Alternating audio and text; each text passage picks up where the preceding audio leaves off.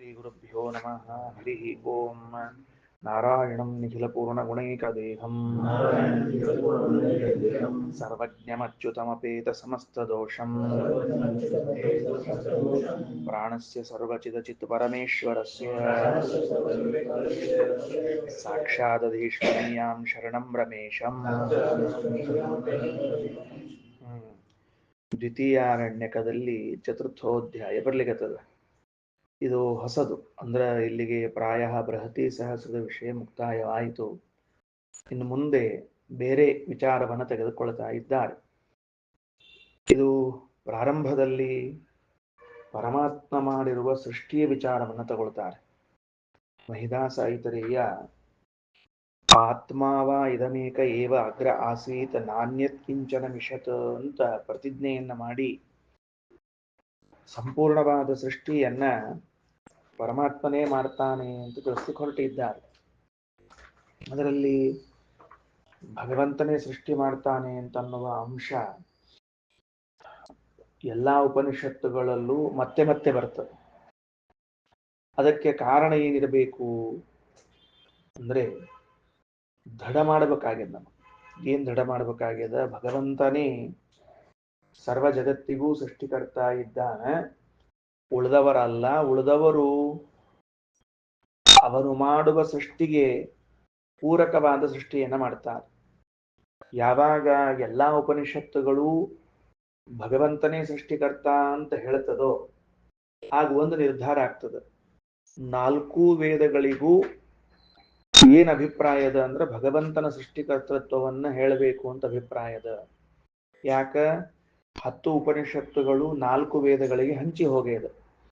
ಆ 4 ವೇದಗಳಿಗೆ ಹಂಚಿದ್ರಿಂದ 10 ಉಪನಿಷತ್ತುಗಳಲ್ಲಿ ಭಗವಂತ ಸೃಷ್ಟಿಕರ್ತ ಅಂತನ್ನೋದು ಬಂದ್ರೆ ಅದಕ್ಕರ್ಥ 4 ವೇದಗಳು ಒಂದೇ ಕಂಠದಿಂದ ಭಗವಂತನೇ ಸೃಷ್ಟಿಕರ್ತ ಅಂತ ಹೇಳಿಕ್ ಹೊರಟದ. ಇಷ್ಟು ಮಹತ್ವದ ಅಂಶ. ದೇವತೆಗಳನ್ನ ಸೃಷ್ಟಿ ಮಾಡ್ತಾನೆ ಪರಮಾತ್ಮ. ಸೃಷ್ಟಿ ಮಾಡುವಾಗ ಒಮ್ಮೆ ಬ್ರಹ್ಮಾಂಡದ ಹೊರಗೆ ಸೃಷ್ಟಿ ಮಾಡ್ತಾನ, ಒಮ್ಮೆ ಬ್ರಹ್ಮಾಂಡದ ಒಳಗೆ ಸೃಷ್ಟಿ ಮಾಡ್ತಾನೆ. ಎರಡು ಕಡೆ ಯಾಕೆ ಸೃಷ್ಟಿ ಮಾಡ್ಬೇಕಾಯಿತು?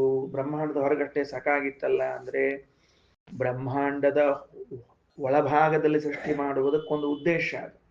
ಅದರಲ್ಲೂ ಮತ್ತು ಅಧಿದೈವ ಮತ್ತು ಅಧ್ಯಾತ್ಮಗಳಲ್ಲಿ ಸೃಷ್ಟಿ ಮಾಡ್ತಾನೆ 2 ರೂಪದಿಂದ. ನಮ್ಮ ದೇಹದಲ್ಲಿದ್ದ ದೇವತೆಗಳು, ಹೊರಗಿದ್ದ ದೇವತೆಗಳು, ಹಿಂಗ ಅಧ್ಯಾತ್ಮ ಮತ್ತು ಅಧಿದೈವ 2, ಬ್ರಹ್ಮಾಂಡದ ಹೊರಗೆ ಬ್ರಹ್ಮಾಂಡದ ಒಳಗೆ 2. ಇಷ್ಟೆಲ್ಲ ಸೃಷ್ಟಿ ಮಾಡ್ಲಿಕ್ಕೆ ಏನ್ ಕಾರಣ ಅದ ಅಂತ ತಿಳಿಸಿ ಹೊರಟಾರೀಗ. ಅದಕ್ಕೆ ಪ್ರಾರಂಭವಾಗ್ತಾ ಇದೆ. ಈ ಸೃಷ್ಟಿಯ ವಿಷಯದಿಂದ ನಮಗೆ ಇನ್ನೊಂದೇನ್ ತಿಳ್ಕೊಳ್ಳಿಕ್ ಅನುಕೂಲ ಆಗ್ತದ ಅಂದ್ರ ನಮ್ಮ ಅಸ್ವಾತಂತ್ರ್ಯವನ್ನ ನಾವು ತಿಳ್ಕೊಳ್ಳಿಕ್ ಬರ್ತದೆ. ಚಲೋ ಅಸ್ವಾತಂತ್ರ್ಯ ತಿಳಿತದ. ಅದಕ್ಕಾಗೇನೆ ಈ ಸೃಷ್ಟಿಯ ಪ್ರಕರಣವನ್ನು ಇಟ್ಟುಕೊಂಡದ್ದು.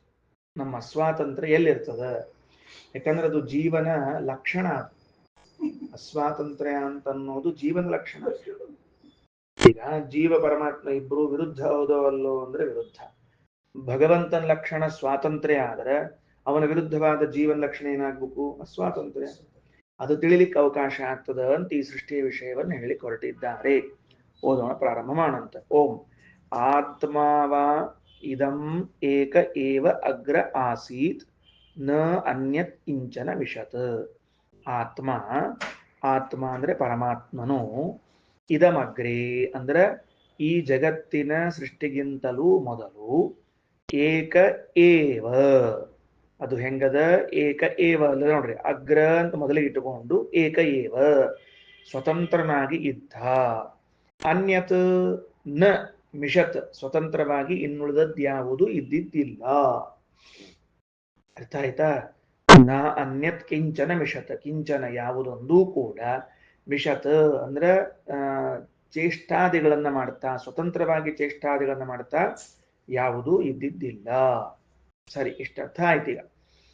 ಅಂದ್ರ ಪ್ರಳಯ ಕಾಲದಲ್ಲಿ ಇದು ಏನಾಯ್ತು? ಇದಮಗ್ರೆ ಅನ್ನೋ ಶಬ್ದಕ್ಕೆ ಈ ಜಗತ್ತಿನ ಸೃಷ್ಟಿಗಿಂತ ಮೊದಲು ಅಂತಂದಾಗ ಪ್ರಳಯ ಕಾಲದಲ್ಲಿ ಅಂತ ಅರ್ಥ ಬಂತೀಗ.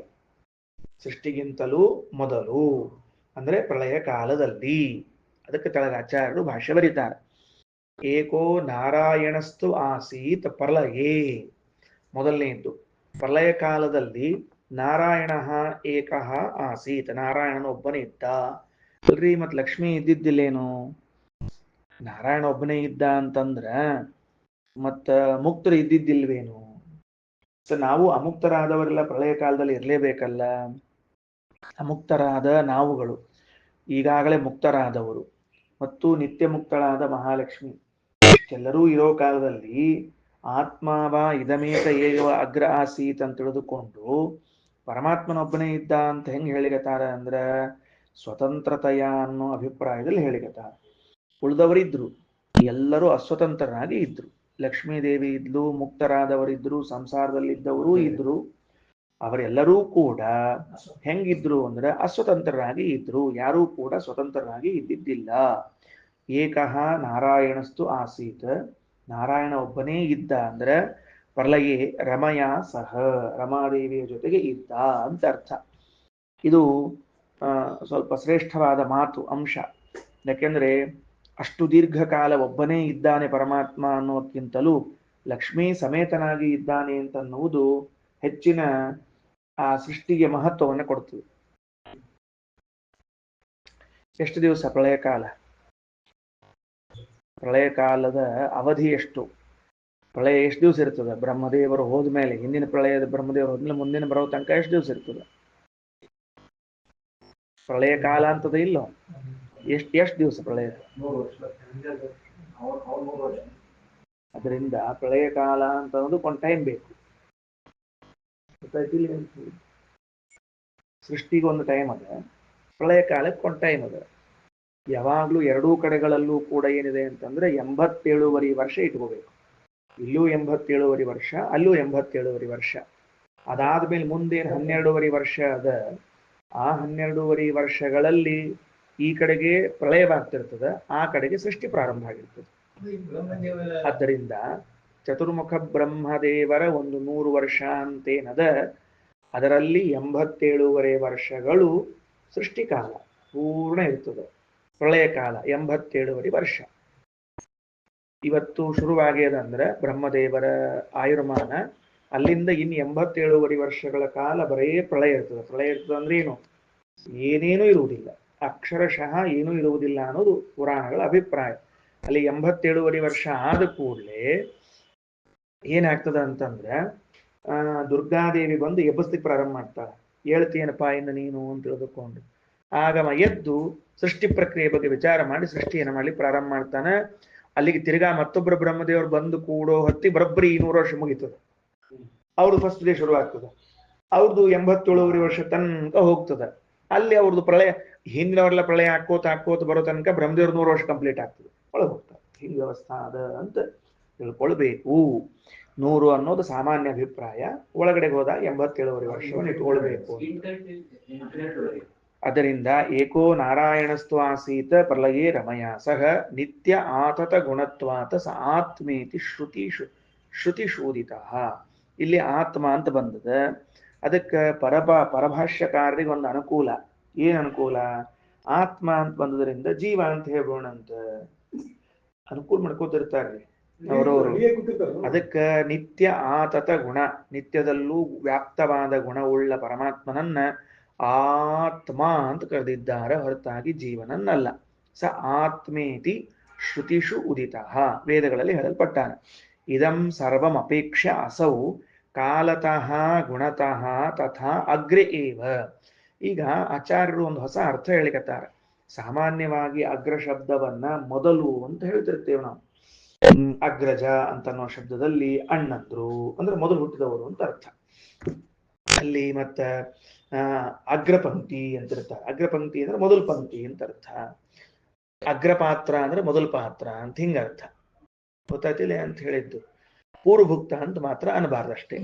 ಅದಕ್ಕೆ ಅಗ್ರ ಅಂತ ಶಬ್ದ ಅದ, ಅದಕ್ಕೆ ಪೂರ್ವಭುಕ್ತ ಮಾತ್ರ ಅನ್ಬಾರ್ದು, ಅಗ್ರ್ಯೋದಕ ಎಲ್ಲ ಅಲ್ಲಿಗೆ ಬರ್ತದೆ. ಸಾಮಾನ್ಯವಾಗಿ ಅಗ್ರ ಅಂತ ಅನ್ನೋದನ್ನ ಮೊದಲು ಅಂತ ತಿಳ್ಕೊಂಡು ಹೇಳ್ಬೇಕು. ಈಗ ಅಗ್ರೋದಕ್ಕೆ ಚರ್ಚೆ ಇಲ್ಲ, ಅಗ್ರ ಶಬ್ದ ಚರ್ಚೆ. ಅದಕ್ಕೆ ಅಗ್ರ ಅನ್ನೋ ಶಬ್ದಕ್ಕೆ ಮೊದಲು ಅಂತ ಅರ್ಥ. ಆ ಮೊದಲು ಅಂತ ಇದ್ದದರಿಂದ ನಾವು ಕಾಲವಾಚಕ ಅಂತ ತಿಳಿದಿದ್ದೇವೆ. ಆದ್ರೆ ಶ್ರೀಮದಾಚಾರ್ಯರು ಕಾಲ ಹಾಗೂ ಗುಣಗಳಿಂದಲೂ ಅಗ್ರನೇ ಆಗಿದ್ದಾನೆ, ಸಮಸ್ತೇಭ್ಯ ಶ್ರೇಷ್ಠನಾಗಿದ್ದಾನೆ ಅಂತ ಅರ್ಥ. ಏನು ಶ್ರೇಷ್ಠ? ಅಗ್ರ ಶ್ರೇಷ್ಠ. ಅದಕ್ಕೆ ಹೇಳಿದರು ಆತ್ಮಾವ ಇದಂ ಏಕ ಏವ ಅಗ್ರ ಆಸೀತ್ ಅನ್ನೋದಕ್ಕೆ ಅಗ್ರ ಶಬ್ದಕ್ಕೆ ಅಗ್ರ್ಯ ಅಂತ ಅರ್ಥ ಮಾಡಿ ಆಚಾರ್ಯರು ಶ್ರೇಷ್ಠ ಅಂತ ಬರ್ದಾರ. ಅಂದ್ರೆ ಮೊದಲು ಅನ್ನುವ ಅರ್ಥದ ಜೊತೆಗೆ ಕಾಲದಿಂದಲೂ ಶ್ರೇಷ್ಠನಾದ, ಗುಣದಿಂದಲೂ ಶ್ರೇಷ್ಠನಾದವನು ಪರಮಾತ್ಮ.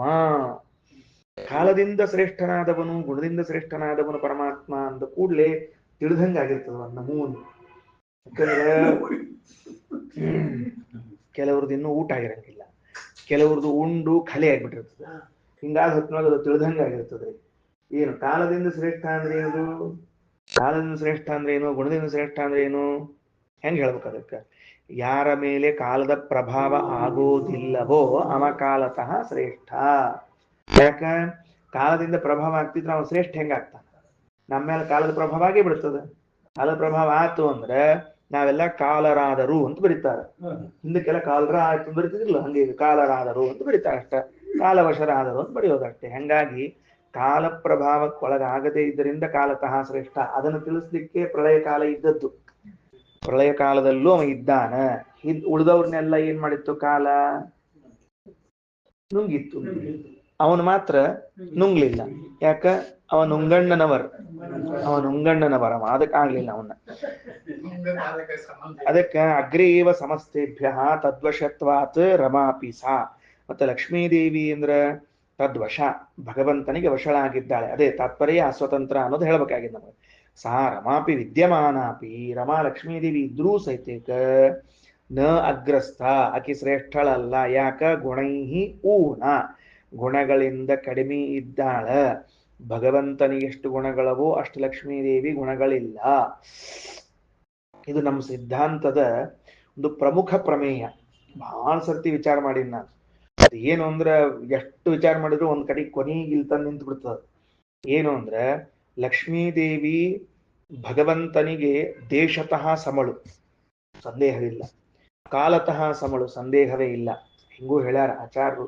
ಅಂದ್ರೆ ಆಚಾರ್ಯ ಅಂದ್ರೆ ಮಧ್ವಾಚಾರ್ಯ ಅಲ್ಲ, ಬಾದರಾಯಣಾಚಾರ್ಯ ಸೂತ್ರದಲ್ಲಿ ಹೇಳ್ಯಾರ. ಸಮನಾಚಾರ ಅಂತ ಸೂತ್ರದಲ್ಲಿ ಹೇಳ್ಯಾರ, ಪರಮಾತ್ಮನೇ ಅವಳಿಗೋಸ್ಕರ ಸಮ ಆಗ್ಯಾನ ಅನ್ನೋ ಅಭಿಪ್ರಾಯದ ಇರ್ಲಿ.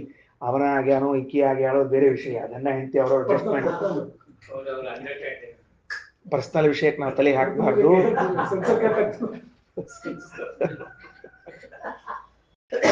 ಆದ್ದರಿಂದ ಅಲ್ಲಿ ನಾ ಗಮನಿಸಿದ ಅಂಶ ಏನು ಅಂದ್ರೆ ದೇಶತಃ ಸಮ, ಕಾಲತಃ ಸಮ, ಗುಣತಃ ಎಂದಿಗೂ ಸಮ ಅಲ್ಲ, ಎಂದೆಂದಿಗೂ ಅಲ್ಲ. ಹಂಗಾರೆ ಏನ್ ಎಷ್ಟು ಕಡಿಮೆ ಆಗಿರ್ಬಹುದು? ಗಂಡ ಹೆಂಡ್ತಿನೋ ಜಗಳ ಪಗಳ ಮಾಡ್ಕೊಂಡು ಒಂದ್ ಸ್ವಲ್ಪ ಕಡಿಮೆ ಆಗಿರ್ಬಹುದು ಅಂತಂದ್ರೆ ಅನಂತ ಗುಣದಿಂದ ಕಡಿಮೆ ಅಂತ ದೇವರೇ ಪ್ರೀತಿ. ಇದನ್ನ ಅರ್ಥ ಮಾಡಿಕೊಳ್ಳಿಕ್ಕೆ ಸಾಧ್ಯ ಇಲ್ಲ. ದೇಶ ಕಾಲಗಳಲ್ಲಿ ಸಮ, ಗುಣಗಳಿಂದ ಅನಂತ ಗುಣಗಳಿಂದ ಕಡಿಮೆ ಅಂತ ಹೇಳ್ತಾರೆ. ಇದೊಂದು ಲಕ್ಷ್ಮೀ ತತ್ವ. ಏನ್ ಮಾಡ್ಬೇಕು ಹೇಳೋಣ ಅಂತ. ಇದನ್ನ ಹೆಂಗ್ ಹೊಂದಿಸ್ತೀರಿ ನೋಡ್ರಿ, ತಲೆಯಾಗ ಬರ್ಬೇಕಲ್ಲ ಈ ತತ್ವ. ಕೇಳಿರ್ತೀವಿ, ಶಬ್ದ ತಿಳಿದಿರ್ತದ, ಸಾಕ್ ಬಿಡ ಅರ್ಥ ಆಗಿದಂಗೆ ಮುಂದೆ ಹೋಗ್ಬಿಟ್ಟಿರ್ತೀವಿ. ಆತಲ್ಲ ಸ್ವಾಮಿಗಳು ಸುಧಾರ ಮಾಡೋ ಕಾಲಕ್ಕೆ ಕೆಲವು ತಳಕ್ಕೂ ತಲೆ ಆಡಾಡ್ತಿರ್ತಾರೆ ನೋಡ್ರಿ, ಬಾಯಾಗೂ ಶಬ್ದ ಹೇಳ್ತಿರ್ತಾರೆ ಮಂಗಳಾಚರಣೆ ಆಗೋ ತನಕ ಮುಂದಿನ ಗೋವಿಂದ. ಅದಕ್ಕೆ ಅಗ್ರೈವ ಸಮಸ್ತೇಭ್ಯ ತದ್ವಶತ್ವಾತ್ ರಮಾಪಿ ಸಾ ವಿದ್ಯಮಾನಾಪಿ ನಾಗ್ರಸ್ಥ ಗುಣೈಹಿ ಊನ. ಭಗವಂತನಿಗೂ ಲಕ್ಷ್ಮೀದೇವಿಗೂ ಇರುವ ಗುಣಗಳ ಅಂತರವೆಷ್ಟು ಅಂದ್ರೆ ಅನಂತ, ಇನ್ಫಿನಿಟ್ ಏನಂತೀರಿ, ಇನ್ಫೈನೈಟ್. ಅಷ್ಟು ಮುಗಿತ್ ಕೆಲಸ. ಅದಕ್ಕೆ ನ ಬ್ರಹ್ಮ ನ ಶಿವಶ್ಚಾಸೀತ್ ನೈವಾನ್ಯಚ್ಚ ಮಿಷತ್ ಕ್ವಚಿತ್. ಬ್ರಹ್ಮದೇವರಾಗಲಿ ರುದ್ರದೇವರಾಗಲಿ ಯಾರೂ ಕೂಡ ಏನ್ ಮಾಡ್ತಿರ್ಲಿಲ್ಲ, ಸ್ವತಂತ್ರವಾಗಿ ಕಾರ್ಯನಿರ್ವಹಿಸುತ್ತಿರಲಿಲ್ಲ, ಎಚ್ಚರದಿಂದಲೇ ಇದ್ದಿದ್ದಿಲ್ಲ. ಮೊದಲನೇದ್ದು ಯಾರು ಎಲ್ಲರೂ ಮಲ್ಕೊಂಡ್ಬಿಟ್ಟಿದ್ರು, ಚಲೋತ್ತ ಮಲ್ಕೊಂಡಿದ್ರು. ಅದರ ಮೇಲೆ ಮುಂದಿನ ವಾಕ್ಯ ಸುಪ್ತಾಸ್ತತ್ರ ಯತೋ ಜೀವಾಹ ಸರ್ವೇ ಬ್ರಹ್ಮ ಶಿವಾದಿಕಾಹ. ಬ್ರಹ್ಮದೇವರಿಂದ ಮೊದಲುಗೊಂಡು ರುದ್ರದೇವರೇ ಮೊದಲಾದವರೆಲ್ಲರೂ ಸುಪ್ತಾಹ ತತ್ರ ಯತೋ ಜೀವಾಹ, ಆ ಪ್ರಳಯ ಕಾಲದಲ್ಲಿ ನಿದ್ದೆ ಮಾಡ್ತಾ ಇದ್ದರಂತೆ. ಎಷ್ಟು ಆನಂದ ರೀ ಹೇಳ್ತೀನಿ. ನಿದ್ದೆ ಅನ್ನೋದ್ರಷ್ಟು ಆನಂದ ಇನ್ಯಾವುದ್ರಲ್ಲೂ ಸಿಗೋದಿಲ್ಲ.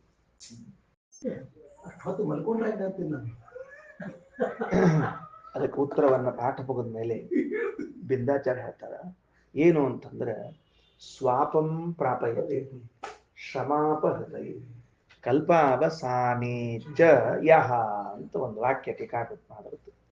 ಪ್ರಳಯ ಕಾಲದಲ್ಲಿ ಯಾಕೆ ದೇವರು ಅಂದ್ರೆ ಪ್ರಳಯವನ್ನ ಯಾಕೆ ಮಾಡ್ತಾನೆ ಅಂದ್ರೆ ದೇವರು ನಮ್ಮನ್ನ ಮಲಗಿಸ್ಲಿಕ್ಕೆ. ನಮಗೇನಾಗಿದೆ ಮಲ್ಕೊಳ್ಳುವಂತಹದ್ದು, ಹೊಟ್ಟೆ ಭಾರ ಆತೇನೋ ಅಂತ ಯಾರೋ ಕೇಳಿದ್ರಂತ ಊಟ ಆದ್ಮೇಲೆ.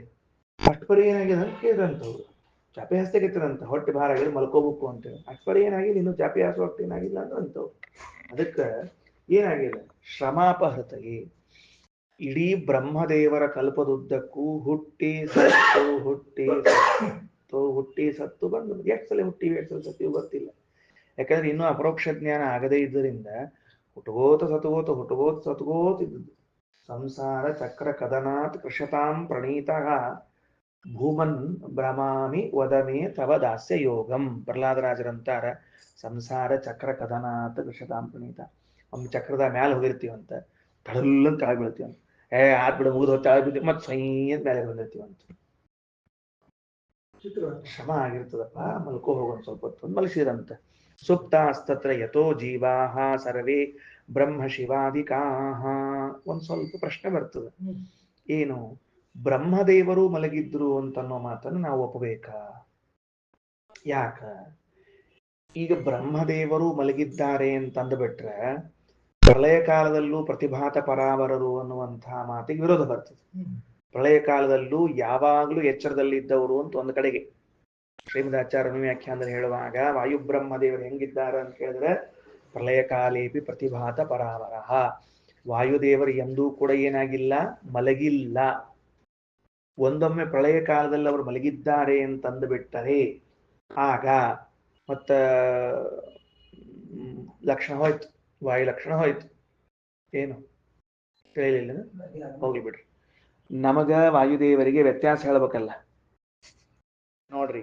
ವಾಯುದೇವರಿಗೆ ಮತ್ತು ನಮಗೆ ವ್ಯತ್ಯಾಸವನ್ನು ಹೇಳೋದೇನು ಅಂದ್ರೆ, ನಾವು ಮಲಗಿದಾಗ ನಮ್ಮ ವೃತ್ತಿಜ್ಞಾನ ಇರೋದಿಲ್ಲ. ವೃತ್ತಿಜ್ಞಾನ ಅಂದ್ರೆ ಏನು? ಮನಸ್ಸಿನಿಂದ ಬರುವ ಜ್ಞಾನ. ಆ ಮನಸ್ಸಿನಿಂದ ಬರುವ ಜ್ಞಾನ ಇರುವುದಿಲ್ಲ ಮಲಗಿದಾಗ. ಪ್ರಳಯ ಕಾಲದಲ್ಲಂತರೂ ಗೋವಿಂದ ಇಲ್ಲೇ ಇರುವುದಿಲ್ಲ, ಅಲ್ಲಿಂದ ಬರಬೇಕು. ವಾಯುದೇವರಿಗೆ ದೇಹ ಹೋದ ಮೇಲೂ ಮನಸ್ಸಿನಿಂದ ಬರುವಂತಹ ಜ್ಞಾನ, ಮನಸ್ಸಿನಿಂದ ಜ್ಞಾನ ಇದ್ದೇ ಇರ್ತದೆ. ಸ್ವರೂಪ ಜ್ಞಾನ ಬಗ್ಗೆ ಪ್ರಶ್ನೆ ಇಲ್ವೇ ಇಲ್ಲ. ಸ್ವರೂಪ ಜ್ಞಾನ ನಮಗೂ ಅದ ಅವ್ರಿಗೂ ಅದ, ಅಲ್ಲಿ ಪ್ರಶ್ನೆ ಇಲ್ಲ. ವಾಯುದೇವರಿಗೆ ಮನೋಜನ್ಯ ಜ್ಞಾನ ಆಗಲೂ ಅದ ಅನ್ನೋದಕ್ಕನ ನಮಗ ಅವರಿಗೆ ವ್ಯತ್ಯಾಸ. ಮನೋಜನ್ಯ ಜ್ಞಾನ ಅಂತಂದ್ಮೇಲೆ ಏನಾಗ್ಬೇಕು, ಅವ್ರು ಎಚ್ಚರದಾಗಿರ್ಬೇಕ್ರಿ.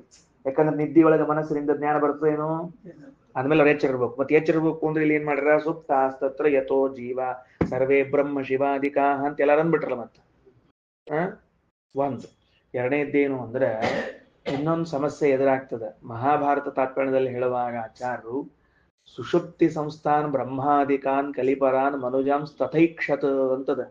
ತನ್ನ ಹೊಟ್ಟಿಯೊಳಗೆ ಒಂದ್ಸಲ ನೋಡ್ಕೊಂಡಂತ. ನನಗೆ ಕಾಣಿಸ್ತಿತ್ತು, ನಮಗ್ ಕಾಣಿಸಂಗಿಲ್ಲ ಹೊಟ್ಟಿಯೊಳಗೆ ಏನವ ಅಂತ ತಿಳ್ಕೊಂಡು. ತಿನ್ನೋ ಕಾಲಕ್ಕಷ್ಟ ಕೈಯ ಹಿಡಿದಾಗಷ್ಟ ಕಾಣಿಸ್ತದೆ ಏನೇನ್ ತಿನ್ಲಿಕತ್ತೀವಿ ಅಂತ ತಿಳ್ಕೊಂಡು ಹೇಳಿ. ಅದೇ ಹೆಣ್ಮಕ್ಳು ಬಿಡಂಗಿಲ್ಲ, ಚಕ್ಲಿ ಪಕ್ಲಿ ಹೊತ್ತು ಮಾಡಂಗಿಲ್ಲ, ಬಿಡಂಗಿಲ್ಲ.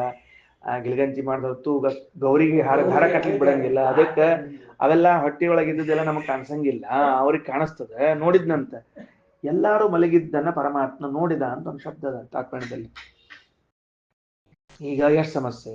ಒಂದು ವೇಳೆ ಬ್ರಹ್ಮದೇವರ ಮಲಗಿದ್ದಿಲ್ಲ ಅಂದ್ರೆ ಪರಮಾತ್ಮ ಮಲಗಿದವ್ರು ನೋಡ್ಯಾನ ಅಂದ್ರೆ ಅವ ಸುಳ್ಳು ನೋಡ್ಯಾನ ಅಂತ ಅರ್ಥ. ಇಲ್ಲ ಅವ ನೋಡ್ಯಾನ ಬ್ರಹ್ಮದೇವ್ರು ಮಲಗಿಲ್ಲ ಅಂದ್ರೆ ಮತ್ತೆ ಮಲಗಿದ್ದವ್ರು ನೋಡಿದ ಅಂತ ವಾಕ್ಯ ಹೆಂಗ್ ಹೊಂದಿಸ್ಬೇಕು? ಅರ್ಥ ಆಯ್ತಾ ವಿಷಯ ಅಂತ ಹೇಳಿ. ಹೊಟ್ಟೆಯಲ್ಲಿದ್ದ ಎಲ್ಲ ಜೀವರು ನೋಡಿದ್ದಾನೆ. ಬ್ರಹ್ಮಾದಿಕ ಕಲಿಪರಾನ್ ಮನುಜಾನ್ ತಥೈಕ್ಷತ್. ಬ್ರಹ್ಮಾದಿಕಾನ್ ಸುಷುಪ್ತಿ ಸಂಸ್ಥಾನ್, ಮಲಗಿದ ಬ್ರಹ್ಮಾದಿಗಳನ್ನ ನೋಡಿದ ಅಂತ. ಅದಕ್ಕೆ ಅರ್ಥ ಏನ್ ಮಾಡ್ಬೇಕು ಅಂದ್ರೆ ಸರಳ ಅರ್ಥ, ಒಂದು ಲಘು ತಿಳಿಯುವಂತ ಅರ್ಥ ಮಾಡೋಣ ಅಂತ. ಏನ್ ಅರ್ಥ ಮಾಡೋಣ? ಯದ್ಯಪಿ ಬ್ರಹ್ಮದೇವ್ರ ಮಲಗೇ ಇಲ್ಲ, ಮತ್ ಮಲಗಿಲ್ಲ ಅಂದ್ರೆ ಮಲಗ್ಯಾರ ಅಂತ ಹೆಂಗಂದ್ರಿ ಅಂದ್ರೆ ಛತ್ರಿಣಃ ಯಾಂತಿ ಅಂತ ಒಂದು ಸಂಸ್ಕೃತ ಪ್ರಯೋಗ. ಛತ್ರಿಣಃ ಯಾಂತಿ ಅಂದ್ರೆ ಛತ್ರಿ ಹಿಡ್ಕೊಂಡವ್ರು ಹೊಂಟಾರ ಅಂತ. ಆಕ್ಚುಲಿ ಒಬ್ಬನ ಛತ್ರಿ ಹಿಡಿದಿರ್ತಾನೆ, ಇಬ್ರು ಅವ್ರ ಜೊತೆಗೆ ಹೊಂಟಿರ್ತಾರೆ, ಅವ್ರ ಕೈ ಛತ್ರಿ ಇರಂಗಿಲ್ಲ. ಆದ್ರೆ ಛತ್ರಿ ಹಿಡ್ಕೊಂಡವ್ರು ಹೊಂಟಾರ ಅಂತನ್ನೋ ಶಬ್ದವನ್ನು ಪ್ರಯೋಗ ಮಾಡ್ತೀವಿ. ಛತ್ರಿ ಹಿಡ್ಕೊಂಡವ್ರು ಹೊಂಟಾರ ಅಂತ ಪ್ರಯೋಗ ಮಾಡಿದಾಗ ಏನರ್ಥ ಅದಕ್ಕ? ಛತ್ರಿ ಹಿಡಿದವರು ಛತ್ರಿ ಹಿಡಿದೇ ಇದ್ದವ್ರು ಇಬ್ರು ಬಂದ್ರಲ್ಲಿ. ಛತ್ರಿ ಹಿಡ್ಕೊಂಡು ಹೊಂಟಾರ ಅಂತ ಹೇಳ್ತೀವಿ, ಹಿಡಿದವರು ಹಿಡಿದೇ ಇದ್ದವ್ರು ಇಬ್ರು ಬಂದ್ರು. ಹಿಡಿದವರಲ್ಲಿ ಛತ್ರಿ ಹಿಡ್ಕೊಂಡವರು ಅನ್ನೋ ಶಬ್ದ ಖರೆ ಪ್ರಯೋಗ, ಹಿಡಿದೇ ಇದ್ದವರಲ್ಲಿ ಔಪಚಾರಿಕ ಪ್ರಯೋಗ. ಛತ್ರಿಣಃ ಯಾಂತಿ ಅಂತನ್ನುವಲ್ಲಿ ಔಪಚಾರಿಕ ಪ್ರಯೋಗ. ಸ್ವಾಮಿಗಳು ಬಂದ್ರು ಅಂತಂತೀವಿ, ಸ್ವಾಮಿಗಳು ಒಬ್ರ, ಆದ್ರ 4 ಮಂದಿ ಅವ್ರ ದಿವಾನ್ರು ಶಿಷ್ಯರು ಅಷ್ಟ್ರು ಕುಡ್ಕೊಂಡು ಬಂದಿರ್ತಾರೆ, ಸ್ವಾಮಿಗಳು ಬಂದ್ರು ಅಂತೀವಿ. ಅವ್ರೆಲ್ಲ ಸ್ವಾಮಿಗಳೇನು ಅಲ್ಲ. ಹಂಗಾರ ಆ ಸಮುದಾಯ ಸ್ವಾಮಿಗಳು ಬಂದದ್ದಕ್ಕೆ ಅವ್ರ ಜೊತೆಗೆ ಬಂದವ್ರಿಗೂ ಸತ್ಯಕ್ಕೆ ನಾವು ಬಂದ್ರು ಅನ್ನೋ ವ್ಯವಹಾರವನ್ನ ಮಾಡುವಂತೆ ಉಳಿದವರೆಲ್ಲ ಮಲ್ಕೊಂಡಾರ. ಬ್ರಹ್ಮದೇವರೊಬ್ಬರ ಏನಿದ್ದಾರ ಎಚ್ಚರದಿಂದ ಇದ್ದಾರ. ಆದ್ರ ಮಲಗಿದವ್ರ ಜೊತೆಗೆ ಇವರು ಇದ್ದದ್ದಕ್ಕೆ ಇವ್ರನ್ನೂ ಮಲಗಿದವರು ಅಂತ ವ್ಯವಹಾರ ಮಾಡ್ಲಿಕತ್ತೀವಿ, ಔಪಚಾರಿಕವಾಗಿ ಹೇಳ್ತೀವಿ. ಅಲ್ಲ ಮಲ್ಕೊಂಡಿದ್ರಂತ ನೋಡಿದ, ಒಬ್ಬ ಮಾತ್ರ ಎಚ್ಚರಿದ್ದ. ಸ್ವಲ್ಪ ತಾನು ಏನೋ ನೀ ಮಲಗೇ ಇಲ್ಲೇನೋ ಅಂತ. ಇಲ್ಲ, ಮತ್ತೆ ಎಲ್ಲಾರು ಮಲ್ಕೊಂಡ್ರ ನಾನು ನೀನು ಮಲ್ಕೊಂಡಿ ಅಂತ ತಿಳ್ಕೊಂಡಿದ್ದೆ ಅಂದ. ಎಲ್ಲಾರು ಮಲ್ಕೊಂಡಿದ್ದ ನೋಡಿ ನೀ ಎಚ್ಚರಿದ್ದವನು ಏನ್ ತಿಳ್ಕೊಂಡಿದ್ದವ, ಮಲಗಿದವ ಅಂತ ತಿಳ್ಕೊಂಡಿದ್ದ. ಇದು ಔಪಚಾರಿಕವಾದ ವ್ಯವಸ್ಥೆ. ಇದು ಇದು ಔಪಚಾರಿಕವಾದ ಕಲ್ಪನಾ ಮಾಡೋದು. ಎರಡನೇದು, ಈಗ ಭಗವಂತ ನೋಡುವಾಗ ಎಲ್ಲರೂ ಮಲಗಿದ್ದಾರೆ ಅಂತ ಪರಮಾತ್ಮ ನೋಡೋ ಕಾಲಕ್ಕ ಒಂದು ವೇಳೆ ಬ್ರಹ್ಮದೇವರು ಮಲಗಿದ್ದಿಲ್ಲ ಅಂತಂದ್ರೆ ದೇವರಿಗೆ ಯಥಾರ್ಥ ಜ್ಞಾನ ಅಂತ ಆಗುತ್ತೆ. ಮಲಗದೇ ಇದ್ದವರು ಮಲಗ್ಯಾರ ಅಂತ ತಿಳ್ಕೊಂಡಾಗ್ತದೆ. ಅವಾಗೇನ್ ಮಾಡ್ಬೇಕು ಅಂದ್ರೆ ಎರಡು ರೀತಿ ಉತ್ತರ. ಏನ್ ಎರಡು ರೀತಿ ಉತ್ತರ ಅಂದ್ರೆ, ಅವರು ಆಗಲೂ ಭಗವಂತನ ಕಾಣ್ತಾ ಇದ್ರಂತ. ಯಾವಾಗ? ಪ್ರಳಯ ಕಾಲದಲ್ಲೂ ಭಗವಂತನ ರೂಪಗಳನ್ನ ಗುಣಗಳನ್ನ ಕಾಣ್ತಾ ಇದ್ರಂತ. ಒಂದು ಯಾವುದೋ ಪ್ರಸಂಗದಲ್ಲಿ ಅಂಥ ಅದ್ಭುತವಾದ ಭಗವಂತನ ರೂಪ ಗುಣಗಳ ಚಿಂತನೆ ಮಾಡೋ ಕಾಲಕ್ಕೆ ಆನಂದ ಮಗ್ನರಾಗಿ ಮೈ ಮರೆತು ಬಿಟ್ರು. ಆನಂದ ಮಗ್ನರಾಗಿ ಏನಾದರೂ ಮೈ ಮರೆತರು. ಆ ಭಗವಂತನ ರೂಪ ವಿಶೇಷ ಗುಣ ವಿಶೇಷಗಳನ್ನು ನೋಡ್ತಾ ಆನಂದ ಮಗ್ನರಾಗಿ ಮೈ ಮರೆತ ಕ್ಷಣವನ್ನ ಮಲಗಿದ ಕ್ಷಣ ಅಂತ ಹೇಳೋದು. ಏನ್ ಹೇಳೋದು? ಮಲಗಿದ ಕ್ಷಣ. ಏನ ಮಲ್ಕೊಂಡಿದ್ದೇನೆ, ಎಲ್ಲಿ ನೋಡ್ಲಿಕ್ಕತ್ತಿದ್ದೆ ಅಂತ ಕೇಳ್ತಿರ್ತಾರಲ್ಲ. ಮತ್ತೆ ಅಂದ್ರೆ ಮೈ ಮರೆತ ಕ್ಷಣವನ್ನ ಮಲಗಿದ ಕ್ಷಣ ಅಂತ ವ್ಯವಹಾರ ಉಂಟು. ಹಂಗಾಗಿ ಭಗವಂತ ನೋಡ್ತಾ ಇರುವಾಗ ಅವ್ರು ಮೈ ಮರೆತು ಬಿಟ್ಟಿದ್ರು. ಯಾಕ? ಅಂಥದ್ದೊಂದೇನೋ ಕಂಡಿದ್ರು ಅವರಲ್ಲಿ ಪ್ರಳಯ ಕಾಲದಲ್ಲಿ ಭಗವದ್ ರೂಪವನ್ನ ಕಂಡಿರುವಾಗ. ಅರ್ಥ ಆಯ್ತಾ? ಆದ್ದರಿಂದ ಇದು ಒಂದು ಅರ್ಥ. ಅಥವಾ ಮಲಗಿದವರು ಅಂತಂದ್ರೆ ಇನ್ನೊಂದು ಅರ್ಥ ಏನು ಅಂತ ಕೇಳಿದ್ರೆ, ಭಗವಂತ ನೋಡೋ ಹೊತ್ತಿಗೆ ಮತ್ತೆ ದೇವ್ರು ನೋಡ್ಲಿಕ್ಕೆ ತಾನ ಸುಳ್ಳ ನಾವ್ಯಾಕೆ ಕಣ್ ತೆಕ್ಕೊಂಡು ಕೊಡೋದು ಅಂತ ಒಂದು ಕ್ಷಣ ಕಣ್ಣು ಮುಚ್ಚಿದ್ರಷ್ಟೇ. ಆಯ್ತಪ್ಪ, ದೇವ್ರು ಹಿಂಗ ನೋಡ್ಕೊಂಡು ಹೋಗ್ಬಿಟ್ಟ, ಹಿಂಗ್ ಕಣ್ಣು ಮುಚ್ಚಿದ್ರೆ ಹಿಂಗೋ ಮತ್ತೆ ಹೊತ್ಕೊಂತೇವೆ ಬಿಟ್ಟ ಮುಗಿದೋದ್ ಕೆಲಸ. ಆದ್ರಿಂದ ಮಲಗಿದ್ದಾನ. ಹಿಂಗೆಲ್ಲ ಹಿರಿಯ ವ್ಯಾಖ್ಯಾನಕಾರರು ತಿಳಿಸಿಕೊಟ್ಟಿದ್ದಾರೆ. ಅಂತೂ ಬ್ರಹ್ಮದೇವರೊಬ್ಬರನ್ನ ಬಿಟ್ಟು ಉಳಿದವರೆಲ್ಲರೂ ಕೂಡ ಏನ್ ಮಾಡಿದ್ದಾರೆ? ಮಲಗಿದ್ದಾರೆ ಅಂತ ತಾತ್ಪರ್ಯ ಅಂತ ಅರ್ಥ. ಬರ್ತದೆ, ಇಲ್ಲೇ ಮುಂದೆ ಬರ್ತದೆ. ಸುಪ್ತಾಸ್ತತ್ರ ಯಥೋ ಜೀವ ಸರ್ವೇ ಬ್ರಹ್ಮ ಶಿವಾದಿಕಾ ಅಸುಪ್ತ ಶ್ರೀಶ್ಚ ಮುಕ್ತಾಶ್ಚ. ಲಕ್ಷ್ಮೀದೇವಿ ಮಾತ್ರ ಮಲಗೇ ಇಲ್ಲ, ಇಷ್ಟೂ ಇಲ್ಲ. ಆ ಬ್ರಹ್ಮದೇವರಷ್ಟು ಮಲಗಿಲ್ಲಕ್ಕಿ ಅಂತಿರ್ತಾರ ನೋಡ್ರಿ. ಆ ಹುಡುಗರು ಅಷ್ಟರ ಮಲಗ್ಯಾವ, ಅವ್ರವು ಅಷ್ಟು ಮಲಗಿಲ್ಲ ಅಂತಿರಂಗಿಲ್ಲ. ರಾತ್ರಿಲ್ಲ ಕಾಡಿ ಕಾಡಿ ಕಾಡಿ ಪೈ ಪೈ ಪೈ ಪೈ ಅಂತ ಹೇಳಿ ಹತ್ತು ಅಸುಪ್ತ ಶ್ರೀಶ್ಚ ಮುಕ್ತಾಶ್ಚ. ಬರೀ ಲಕ್ಷ್ಮೀದೇವಿ ಅಲ್ಲ, ಮುಕ್ತಾಶ್ಚ, ಮುಕ್ತರೂ ಕೂಡ ಮಲಗಿಲ್ಲ. ಅದಕ್ಕರ್ಥ ಏನು? ಸ್ವತಂತ್ರೋನ್ಮೇಷ ವರ್ಜನಾತ್. ಮತ್ತ ಇವರೆಲ್ಲ ಇದ್ರೂ ಸದ್ಯಕ್ಕಿಲ್ಲ ಅಂದ್ರಲ್ಲ ಅಂದ್ರೆ ಸ್ವತಂತ್ರವಾಗಿ ಯಾವ ಕೆಲಸವನ್ನ ಮಾಡ್ತಿಲ್ಲ ಎಂಬುದಕ್ಕೆ ಹೇಳಿದ್ದೇವೆ ಅಷ್ಟೇ ಹೊರತಾಗಿ ಬೇರೆದಲ್ಲ. ಮುಕ್ತರು ಮಲಗಿರೋದಿಲ್ಲ. ಮುಕ್ತರು ಎಲ್ಲಿ ಮಲಗಬೇಕು? ಹೆಂಗ್ ಮಲಗಬೇಕು? ಏನಂತದವರಿಗೆ ಸ್ವರೂಪ ಅಂತ ಇರ್ತದ, ಅವರಿಗೆ ಬೇರೆ ಏನಿರೋದಿಲ್ಲಲ್ಲ. ಅನುನ್ಮೇಷ ಏವತೇಪಿ. ಮುಕ್ತರೂ ಕೂಡ ಮತ್ತ ಅನುನ್ಮೇಷ ಏವತೇಪಿ ಸ್ವತಂತ್ರೋನ್ಮೇಷ ಏಕರಾಟ್. ಸ್ವತಂತ್ರವಾಗಿ ಈ ಎಚ್ಚರ ಇರುವಿಕೆ ಇತ್ಯಾದಿಗಳನ್ನು ಮಾಡೋನು ಪರಮಾತ್ಮ ಒಬ್ಬನೇ. ನಾರಾಯಣ ನಚ ಅನ್ಯೋ ಅಸ್ತಿ. ಪೂರ್ಣ ಉನ್ಮೀಲ ಗುಣಾತ್ಮಕ. ಪೂರ್ಣವಾಗಿ ಎಚ್ಚರ ಇದ್ದ ಗುಣವುಳ್ಳಂತಹ ಪರಮಾತ್ಮ ಒಬ್ಬನೇ ಅಲ್ರಿ. ಮತ್ತವ್ರು ಪರಾಧೀನರಾಗಿ ಇದ್ದಾರಲ್ಲ, ಮತ್ತವರು ಸ್ವತಂತ್ರರಾಗ್ಯಾರ ಇರ್ವಲ್ಬೇಕ. ಪ್ರಳಯ ಕಾಲದಲ್ಲಿ ಯಾರೂ ಇಲ್ಲೇ ಇಲ್ಲ ಅನ್ನೋ ಶಬ್ದ ಹೆಂಗಾಡ್ತೀರಿ ನೀವು? ಇದ್ದಾರಲ್ಲ ಅವರು. ಅಸ್ವತಂತ್ರರಾಗಿದ್ದಾರ ನಾವು ವಿವಾದ ಮಾಡಂಗಿಲ್ಲ, ಜಗಳಕ್ಕೆ ನಿಲ್ಲಂಗಿಲ್ಲ ನಿಮ್ ಜೊತೆಗೆ. ಆದ್ರೆ ಅಸ್ವತಂತ್ರರಾಗಿ ಆದ್ರೂ ಇದ್ದಾರಲ್ಲ ಅಂದ್ರೆ, ಅಲ್ರಿ ಯಾರನ್ನ ಶ್ರೀಮಂತ ಅಂತ ಕರಿಬೇಕು? ಸ್ವಂತ ದುಡ್ಡಿನಿಂದ ಇರೋನ್ ಶ್ರೀಮಂತ ಅಂತ ಕರಿಬೇಕು. ಮಂದಿ ದುಡ್ಡ ಮೇಲೆ ಊಟ ಮಾಡ್ಕೋತ ಕೂತ್ ಭಿಕ್ಷುಕನ ಶ್ರೀಮಂತ ಅಂತ ಯಾರ ಕರಿತಾರ ಅಂತ ಕೇಳ್ತಾರ ಶ್ರೀಮದಾಚಾರ್ಯ. ಪರಾಧೀನೇನ ವಿತ್ತೇನ ಭುಂಜನ್ನಪಿ ಭಿಕ್ಷುಕ ವಿತ್ತವಾನಿತಿ ನೈವೋಕ್ತಃ. ಪರಾಧೀನನಾಗಿ ಅವರ ಹಣದಿಂದ ಭೋಗ ಮಾಡುವಂತಹ ಭಿಕ್ಷುಕನಿಗೆ ವಿತ್ತವಾನಿತಿ ನೈವೋಕ್ತಃ, ಯಾರು ಶ್ರೀಮಂತ ಅಂತ ಕರೆಯಂಗೇ ಇಲ್ಲ.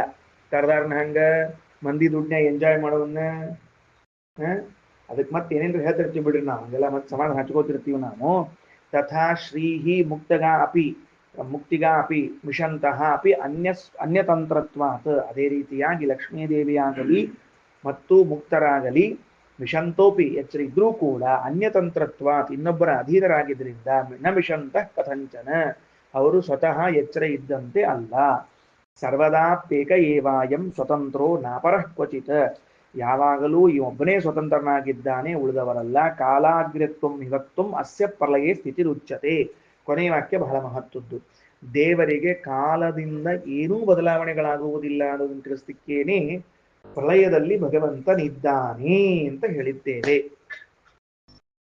ಪ್ರಳಯದಲ್ಲಿ ಭಗವಂತನಿದ್ದಾನೆ ಅಂತ ಯಾಕೆ ಹೇಳಿದ್ದೀವಿ? ಕಾಲ ಅಗ್ರ್ಯತ್ವಂ, ಕಾಲತಃ ಶ್ರೇಷ್ಠನಾಗಿದ್ದಾನೆ ಅನ್ನೋದನ್ನು ತಿಳಿಸ್ಲಿಕ್ಕೆ ಅಗ್ರ್ಯ ಎಂಬುದಕ್ಕೆ ಶ್ರೇಷ್ಠ ಅಂತ ಅರ್ಥ. ಸ್ಥಿತಿರುಚ್ಯತೆ. ಸರಿ, ಈಗ ಪ್ರಳಯ ಕಾಲವು ಯಾವುದಕ್ಕೆ ಅನುಕೂಲ ಆಯಿತು ಅಂದ್ರೆ ಭಗವಂತನ ಕಾಲತಃ ಶ್ರೇಷ್ಠತ್ವವನ್ನು ತಿಳಿಸ್ಲಿಕ್ಕೆ ಅನುಕೂಲವಾದಂತೆ ನಮ್ಮ ಅಸ್ವಾತಂತ್ರ್ಯವನ್ನು ತಿಳಿಸ್ಲಿಕ್ಕೂ ಅನುಕೂಲವಾಯಿತು. ಯಾಕ? ಪ್ರಳಯ ಕಾಲದಲ್ಲಿ ನೀವು ಏನ್ ಮಾಡ್ತಿದ್ರಿ? ಇದ್ರೋ ಇಲ್ಲೋ? ನೀವೆಲ್ಲ ಇದ್ರಲ್ಲ, ಬ್ರಹ್ಮದೇವರಿಂದ ಮೊದಲುಗೊಂಡು ಎಲ್ಲರೂ ಇದ್ರಲ್ಲ. ಏನ್ ಮಾಡ್ಲಿಕ್ಕೆ ನೀವು? ಏನೂ ಇಲ್ಲ, ಏನೂ ಮಾಡ್ತಿರ್ಲಿಲ್ಲ. ಯಾಕೆ ಮಾಡ್ತಿರ್ಲಿಲ್ಲ? ನಿಮ್ಗೆ ಯಾರು ಕಳೆದವರು? ಒಂದು ವೇಳೆ ನೀವೇ ಸ್ವತಂತ್ರರಾಗಿದ್ರೆ ಪ್ರಳಯ ಕಾಲದಲ್ಲಾದ್ರೂ ಏನಾದ್ರೂ ಮಾಡ್ಬೇಕಾಗಿತ್ತಲ್ಲ. ಹಂಗಾರೆ ಸೃಷ್ಟಿಗೆ ಬಂದಾಗ ಯಾಕೆ ಹಾರಾಡ್ತೀನಿ ನೀನು? ನಾ ಮಾಡ್ದೆ ಅಂತ. ನೀ ಒಂದು ವೇಳೆ ನಿಜವಾಗಿಯೂ ಮಾಡುವ ಸಾಮರ್ಥ್ಯ ಉಳ್ಳವನಾಗಿದ್ರೆ ಪ್ರಳಯ ಕಾಲದಲ್ಲೂ ನೀ ಇದ್ದೇ ಇದ್ದಿ, ಮಾಡ್ಬೇಕಾಗಿತ್ತ. ಅವಾಗ ನಿಂದೇನ್ ಸಾಮರ್ಥ್ಯ ತೋರಿಸ್ಬೇಕಾಗಿತ್ತು? ನನಗೆ ಒಂದ್ಸಲ ಅವಕಾಶ ಕೊಟ್ಟಿದ್ರೆ ಹೆಂಗ್ ಅಡಿಗೆ ಮಾಡ್ತಿದ್ದೆ ಅಂತ ತಿಳ್ಕೊಂಡಿ ಅಂತ ಅಂದ್ರಂತ ಮನೆಯಲ್ಲಿ. ಮತ್ತ ಆ 3 ದಿವಸ ಮಾಡಿ ಹಾಕ್ಬೇಕಾಗಿತ್ತು. ಎಷ್ಟು ಚಲೋ ಅಡಿಗೆ ಮಾಡ್ತಿದ್ದಿ ಅಂತ ಗೊತ್ತಾಗ್ತಿತ್ತು ನಿನಗ ಅಂದ್ರಂತ. ಮತ್ತ ಅದಕ್ಕೆ ಹೇಳಿದ್ನಂತ, ಒಂದ್ಸಲ ಅವಕಾಶ ಕೊಟ್ಟು ನೋಡ್ರಿ ಹೆಂಗ್ ಮಾಡ್ತೀನಿ ಅಂದ್ರಂತ. ತಿಳಿತೇಳತ್ತಿ ಅಂತ ಇವ್ರು ಹೇಳಿದ್ರಂತ. ಕಾಲಾಗ್ರತ್ವ ಮತ್ತು ಮಸ್ಯ. ಅದರಿಂದ ಸ್ವತಃ ಇವನೇನಾದ್ರೂ ಮಾಡುವ ಸಮರ್ಥನಾಗಿ ಸ್ವತಂತ್ರನಾಗಿದ್ದರೆ ಪ್ರಳಯ ಕಾಲದಲ್ಲಿ ಏನ್ ಬೇಕಾದ್ರೂ ಮಾಡಬೇಕಾಗಿತ್ತು. ಪ್ರಳಯ ಕಾಲದಲ್ಲಿ ಏನು ಮಾಡಂಗಿಲ್ಲ ಅಂತಂದ ಮೇಲೆ ಅಸ್ವಾತಂತ್ರ್ಯ ಸ್ಪಷ್ಟ ಆಗ್ತದೆ. ಇಲ್ಲಿದ್ದಾಗ ಭ್ರಾಂತಿ ಇರ್ತದೆ. ನಾ ಮಾಡೀನಿ ಅಂತ ಒಂದು ಭ್ರಾಂತಿ ಇರ್ತದೆ. ಅಂದ್ರೆ ಸ್ವತಂತ್ರವಾಗಿ ಮಾಡೀನಿ ಅಂತ ಭ್ರಾಂತಿನ, ಮತ್ತೆ ಅಸ್ವತಂತ್ರವಾಗಿ ಮಾಡೀನಿ ಎಂಬುದು ತಪ್ಪಲ್ಲ. ಸ್ವತಂತ್ರವಾಗಿ ನಾವು ಮಾಡಿದ್ದೇನೆ ಎಂಬ ಜ್ಞಾನ ಇದ್ರೆ ಸರಿ ಜ್ಞಾನ. ಸ್ವತಂತ್ರವಾಗಿ ಮಾಡಿದ್ದೀನಿ ಎಂಬ ಜ್ಞಾನ ಇದ್ರೆ ಮಾತ್ರ ಅದು ತಪ್ಪು ಜ್ಞಾನ. ನಾವು ಸ್ವತಂತ್ರ ಕರ್ತ ಅಲ್ಲ, ನಾವು ಪರಾಧೀನ ಕರ್ತವ್ಯ. ಹೆಂಗ? ಉದಾಹರಣೆಗೆ ಒಂದು ಟೇಬಲ್ ಇಲ್ಲಿಂದ ಎತ್ತಿ ಅಲ್ಲಿಟ್ವಿ.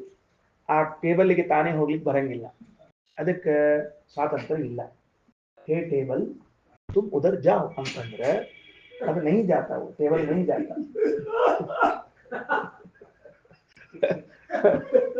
ಅದೇ ವಾಡೇಕರ್ ಉದರ್ ಜಾವ್ ಅಂತಂದ್ರೆ ಹೋಗ್ತೀವಿ ಅಂದ್ಮೇಲೆ ನನ್ನ ಮಾತಿನಿಂದ ನೀವು ಹೋದ್ರಿ ಅಂದ್ಮೇಲೆ ನಾನು ಪ್ರೇರಕ, ನೀವು ಪ್ರೇರ್ಯರು, ನೀವು ಮಾಡಬಲ್ಲಿರಿ. ಇದನ್ನೇ ಪರಾಧೀನ ಕರ್ತೃತ್ವ ಅಂತ ಕರಿತಾ ಇದ್ದ. ಪರಾಧೀನ ಕರ್ತೃತ್ವ ಅರ್ಥ ಆಯ್ತಿಲ್ಲ ಏನಂತ ಹೇಳಿದ್ದು? ಅಲ್ಲಿ ಹೋಗ್ರಿ ದೇಸರ ಆ ಕಡೆ ಹೋಗಿ ಕೂಡ್ರಿ ಅಂದ್ರೆ ಆ ಕಡೆ ಹೋಗಿ ಕೂಡ್ತೀರಿ. ಅಂದ್ಮೇಲೆ ಅದ ನಿಮ್ ಬಾಜುಕಿದ ಕುರ್ಚಿಗೆ ಕುರ್ಚಿಗೆ ಅಲ್ಲಿ ಹೋಗು.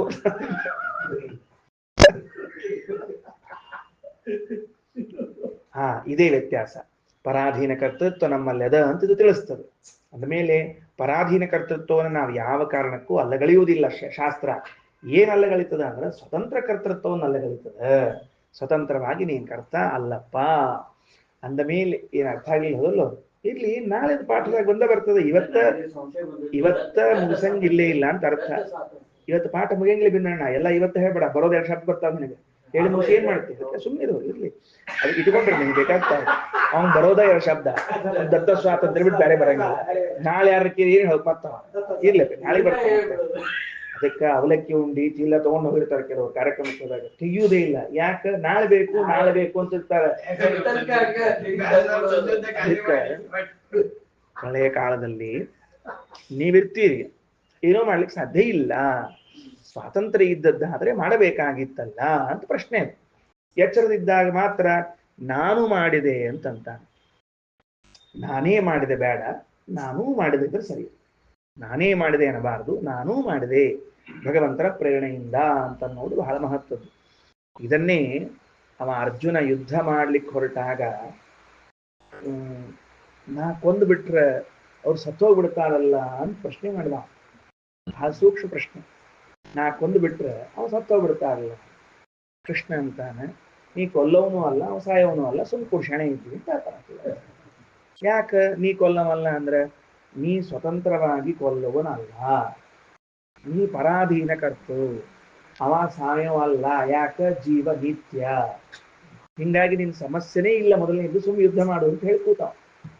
ಗೊತ್ತಾಗ್ತಿಲ್ಲ ಏನ್ ಯುದ್ಧದ ಮುಖ್ಯ ಪಾಯಿಂಟ್. ಅವ ಏನಂದ, ನಾ ಕೊಲ್ತೀನಿ, ಅವ ಸಾಯ್ತಾನ ಅಂದ. ನೀ ಕೊಲ್ಲವಲ್ಲ, ಅವ ಸಾಯವಲ್ಲ, ಯಾಕಂದ್ರೆ ಅವ ಜೀವ ನಿತ್ಯ, ಅವ ಸಾಯಂಗಿಲ್ಲ. ನೀ ಕೊಲ್ಲವಲ್ಲ, ಸ್ವತಂತ್ರ, ಸುಮ್ಮನೆ ಕೆಲಸ ಮಾಡು ಸರಿ. ಅದಕ್ಕೆ ಈ ಪ್ರಳಯ ಕಾಲದಲ್ಲಿ ನಮ್ಮ ಅಸ್ವಾತಂತ್ರ್ಯ ಅಂತನ್ನುವುದು ಸ್ಪಷ್ಟವಾಗಿ ಕಾಣಿಸುತ್ತದೆ. ದೇವರಿಗೆ ಕಾಲಾಗ್ರತ್ವ, ದೇವರು ಕಾಲತಃ ಶ್ರೇಷ್ಠನಾಗಿದ್ದಾನೆ ಎಂಬುದು ತಿಳಿದು ಬರ್ತದೆ. ತಿಳಿತಿಲ್ಲ. ಇನ್ನು ಮುಂದೆ ಸ ಈಕ್ಷೇತ ಇಮಾನ್ ಲೋಕಾನ್ ಸೃಜಾಯಿತಿ, ಸ ಇಮಾನ್ ಲೋಕಾನ್ ಸೃಜತ್ ಲೋಕಾನ್ ಸೃಜತ್ ಅಂಭೋ ಮರೀಚಿ ಮರಂ ಆಪಃ. ಸಹ ಪರಮಾತ್ಮನು ಈಕ್ಷತೆ, ಈಕ್ಷತೆ ಅಂದ್ರೆ ಐಕ್ಷತ, ನೋಡಿದನು ಅಂದ್ರೆ ಇಚ್ಛಿಸಿದನು ಅಂತ ಅರ್ಥ. ಏನ್ ಇಚ್ಛಿಸಿದ? ಇಮಾನ್ ಲೋಕಾನ್ನು ಸೃಜಾ ಇತಿ, ಈ ಲೋಕಗಳನ್ನು ನಾನು ಸೃಷ್ಟಿ ಮಾಡಬೇಕೆಂದು ಇಚ್ಛಿಸಿದ ಅಂದ್ರೆ ಈ ಜಗತ್ತನ್ನು ಅಂತ ಅರ್ಥ ತಾತ್ಪರ್ಯ. ಈ ಜಗತ್ತನ್ನು ನಾನು ಸೃಷ್ಟಿಸಬೇಕೆಂದು ಇಚ್ಛಿಸಿದ. ಅರ್ಥ ಮಾಡಿಕೊಳ್ಳ್ರಿ, ಬಹಳ ಚಂದದ. ಅಂದ್ರೆ ಯಾವುದೇ ಒಂದು ಕಾರ್ಯದ ಹಿಂದೆ ಇಚ್ಛಾ ಅಂತ ಅನ್ನೋದು ಇರಲೇಬೇಕು. ಇಚ್ಛೆ ಇಲ್ಲದೆ ಹೋದರೆ ಕಾರ್ಯ ಮಾಡ್ಲಿಕ್ಕೆ ಬರುವುದಿಲ್ಲ. ಇಚ್ಛಾ ಇಲ್ಲದೆ ಕೆಲಸ ಮಾಡೋದಕ್ಕ ಅರೆ ಮನಸ್ಸಿನಿಂದ ಮಾಡುವ ಕೆಲಸ ಅಂತ ಕರೀತಾರೆ. ಬಲವಂತಕ್ಕೆ ಮಾಡಿದ ಹೋದಲ್ಲ, ನಿಮ್ಗೆ ಹೆಂಗ್ ಗೊತ್ತಾತು? ಬಡಿಸಿದ್ದೆಲ್ಲ ಹಂಗದ ತಟ್ಟ್ಯಾಗ, ಬಲವಂತಕ್ಕೆ ಊಟ ಮಾಡಿದ್ರೆ ಹೆಂಗಾಗ್ತದೆ? ಮತ್ತೆ ಇಚ್ಛೆಯಿಂದ ಮಾಡೋದು ಬೇರೆ, ಬಲವಂತಕ್ಕೆ ಮಾಡೋದು ಬೇರೆ. ಅರ್ಥ ಆಯ್ತಾ? ಅಂದ ಮೇಲೆ ಭಗವಂತ ತನ್ನ ಇಚ್ಛೆಯಿಂದ ಏನ್ ಮಾಡ್ತಾನ? ಸೃಷ್ಟಿ ಮಾಡಬೇಕು ಅಂತ ನೋಡ್ತಾನ, ಅನ್ಕೊಳ್ತಾನ, ನಾನು ಸೃಷ್ಟಿ ಮಾಡಬೇಕೆಂದು ಇಚ್ಛೆ ಮಾಡ್ತಾನ. ಸ ಇಮಾನ್ ಲೋಕಾನ್ ಸೃಜತ, ಈ ಲೋಕವನ್ನು ಸೃಷ್ಟಿ ಮಾಡಿದ. ಹೊಸ ಹೆಸರು ಅಂಬಃ ಮರೀಚಿಹಿ ಮರಂ ಆಪಃ. 4 ಲೋಕಗಳನ್ನು ಸೃಷ್ಟಿ ಮಾಡಿದ್ದ ಅಂತ ಬರ್ಕೊಳ್ರಿ. ಏನ್ 4 ಲೋಕಗಳು ಅಂದ್ರೆ, ಭಗವಂತನು ಈ 4 ಲೋಕಗಳನ್ನು ಸೃಷ್ಟಿಸಿದನು. ಭಗವಂತನು ಈ 4 ಲೋಕಗಳನ್ನು ಸೃಷ್ಟಿಸಿದನು. ನೋಡ್ರಿ ಏನೇನ್ ಶ್ಲೋಕ ಅಂದ್ರೆ, ಅಂಬಃ ಅಂತ ಒಂದು, ನಂಬರ್ 1 ಅಂಬಃ. ಎರಡನೇದ್ದು ಮರೀಚಿಹಿ, ಮೂರನೇದ್ದು ಮರಂ, ನಾಲ್ಕನೇದ್ದು ಆಪಃ. ಭಗವಂತನು ಸೃಷ್ಟಿಯನ್ನ ಮಾಡಬೇಕೆಂದು ಇಚ್ಛಿಸಿ ಸ ಇಮಾನ್ ಲೋಕಾನ್ ಸೃಜತ ಅಂಭೋ ಮರೀಚಿರ್ಮರಮಾಪಃ. ಸರಿ, ಅಧಃ ಅಂಬಃ. ಅಲ್ರಿ ಅಂಬಃ ಅಂತಂದ್ರಲ್ಲ, ಅದು ಏನು ಅಂತ ಕೇಳಿದ್ರೆ, ದಿವಂ ದ್ಯೌಹು ಪ್ರತಿಷ್ಠಾ. ಅಂದ್ರ ದ್ಯೌಹು ದಿವಂ, ಸ್ವರ್ಗ ಹಾಗೂ ಅದರ ಮೇಲಿನ ಲೋಕಗಳಿಗೆ ಪ್ರತಿಷ್ಠಾ ಅಂತ ಕರೀತಾರೆ. ಅದನ್ನೇ ಅಂಬಃ ಅಂತ ಕರೆದಿದ್ದಾರೆ. ಅಂಬ ಶಬ್ದದ ಮುಂದೆ ಸ್ವರ್ಗ ಹಾಗೂ ಮೇಲಿನ ಲೋಕಗಳು ಅಂತ ಬರ್ಕೊಳ್ಬೇಕು. ಅಂಬ ಶಬ್ದದ ಮುಂದೆ ಸ್ವರ್ಗ ಹಾಗೂ ಅದರ ಮೇಲಿನ ಲೋಕಗಳು ಅಂತ ಬರ್ಕೋಬೇಕು. ಅದು ಅಂಬಃ. ಅದೇ ಅದೇ ಅದೋ ಅದೋ ಅದು ಬಂದ್ರು ಅಂತಿರ್ತಾರಲ್ಲ, ಹಂಗ ಅದು ಅಂಬಃ.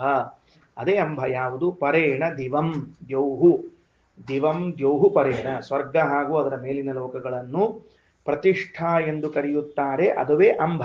ಅದೇನು ಅವುಗಳಿಗೆ ಅಂಬಃ ಅಂತ ಕರೆದ್ರಿ, ಪ್ರತಿಷ್ಠಾ ಅಂತ ಕರೆದ್ರಿ ಯಾಕ ಅಂತ ಕೇಳಿದ್ರೆ, ಅದಕ್ಕೆ ಉತ್ತರ ಹೇಳ್ತಾರೆ. ಅಂಬಃ ಅಂತ ಹೆಸರು, ಅದಕ್ಕೆ ಇನ್ನೊಂದು ಶಬ್ದ ಪ್ರತಿಷ್ಠಾ ಅಂತ. ವಿವರಣೆ ಕೊಡ್ಲಿಕ್ಕೆ ಏನಂತ, ಭಗವಂತನು ಯಾವಾಗಲೂ ಪ್ರತ್ಯಕ್ಷದಿಂದ ಅಲ್ಲಿ ಪ್ರತಿಷ್ಠಿತನಾಗಿರ್ತಾನಾದ್ದರಿಂದ ಆ ಲೋಕಗಳನ್ನ ಪ್ರತಿಷ್ಠಾ ಅಂತ ಕರೀತಾರೆ. ಸ್ವರ್ಗದಿಂದ ಮೇಲಿನ ಲೋಕಗಳೇನಿವೆಯಲ್ಲ, ಆ ಮೇಲಿನ ಲೋಕಗಳಲ್ಲಿ ಅವು ಎಷ್ಟವ ಎಂಬುದನ್ನು ಮುಂದೆ ಹೇಳೋಣಂತ. ಸ್ವರ್ಗಲೋಕಗಳಿಂದ ಮೇಲ್ಲೋಕಗಳಲ್ಲಿ ಭಗವಂತ ಸದಾ ಪ್ರತಿಷ್ಠಿತನಾಗಿರ್ತಾನ. ಕಾಣಿಸ್ಕೋತಿರ್ತಾನ, ಇಲ್ಲೂ ಇದ್ದಾನ, ಕಾಣಿಸ್ಕೋತಿರ್ತಾನ ಎಂಬುದಕ್ಕೆ ಪ್ರತಿಷ್ಠಾ ಅಂತ ಈ ವಿಶೇಷ. ಸ್ವರ್ಗದಿಂದ ಮೇಲಿರುವ ಲೋಕಗಳಲ್ಲಿ ಭಗವಂತನು ಕಾಣಿಸಿಕೊಳ್ಳುತ್ತಾ ಇರುತ್ತಾನೆ. ಆದ್ರಿಂದ ಅದಕ್ಕೆ ಅಂಬಃ ಅಂತ ಇರ್ತಾರೆ. ಅದೇಂಗ್ರಿ ಅಂದ್ರೆ, ಅಂ ವಿಷ್ಣುವನ್ನು, ಭ ಧರಿಸುತ್ತವೆ, ಆದ್ದರಿಂದ ಅವುಗಳಿಗೆ ಅಂಬಃ ಅಂತ ಹೆಸರು. ಬರ್ಕೊಂಡಿದ್ರೆ ಚಲೋ ಆಗ್ತದೆ. ಅಂ ಭಗವಂತನನ್ನು, ಭ ಅಂದ್ರೆ ಭರಿಸುವುದು, ಭಗವಂತನನ್ನ ಧರಿಸಿರ್ತಾವಾದ್ದರಿಂದ ಅವುಗಳ ಅಂಬ ಅಂತ.